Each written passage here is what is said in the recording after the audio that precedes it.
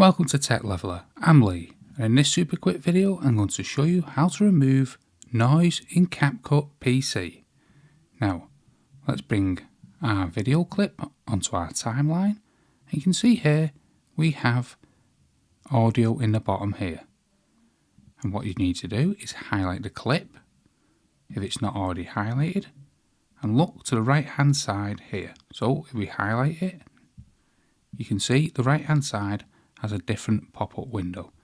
This is where you can make edits to the video, and you want to come across here and select this other tab here, the audio tab. Now if your video has the audio separated, so let's quickly separate it like this, you'd need to select the audio, and the page what you'd need is automatically on the right hand side here. So let's go backwards,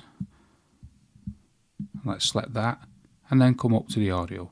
So you'll be on the same page. So whichever way you get to this page, what you want to do is come down and you'll see here noise reduction, and you want to turn this on and you'll see a pop-up window like that, noise reduced. And depending on the size of the audio that you need to noise reduction on, depending on how long it'll take. Normally it's relatively quick. So that's how to remove background noise in CapCut.